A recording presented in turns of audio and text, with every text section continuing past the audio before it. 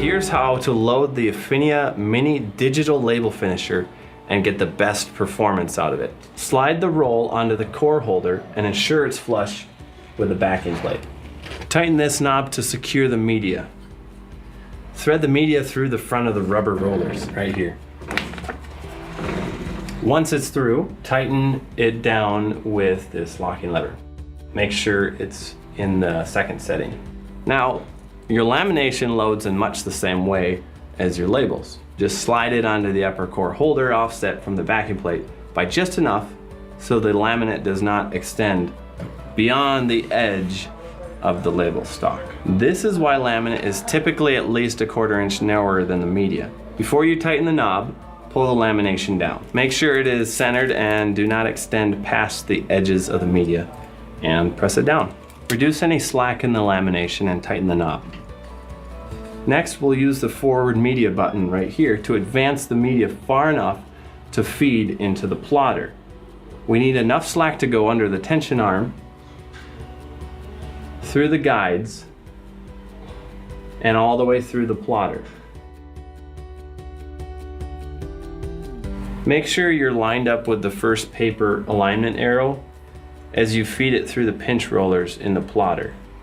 Now on the other side of the plotter, we'll make sure we're aligned with the second paper alignment arrow, then adjust the pinch roller to the media width. Rollers cannot be over the edge of the media and cannot overlap the cut lines. Lock it in place with this lever right here and press number 2 on the control panel. The head will detect the width of the media and you're good to go. So from here we need to step back for a second to adjust the tension. Power the unit on by pressing this green button and then adjust the tension on both cores to 1. Now jumping into the software, we just need to make sure that all our settings are correct. We have the right PDF loaded for our cut paths. The black mark that is printed on the media is inside the blue detection box, and all other settings are set for this media. After our software is set up and we've completed the test cut, we can load the empty cores onto the core holders. Remember to press them flush against the backing plate and tighten the knob.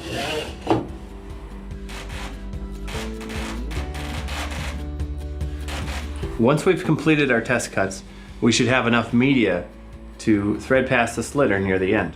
We bring the media under the tension arm right here, and then we're going to go over the first aluminum roller and under the second aluminum roller. Pull the media all the way through and then lower the sponge and lock it into place. Separate the waste from the labels and pull it up and over the empty core.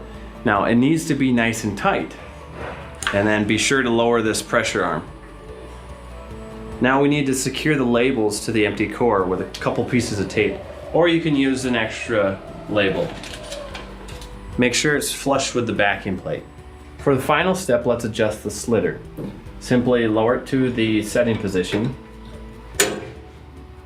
adjust the slitter, then lower it to the cutting position.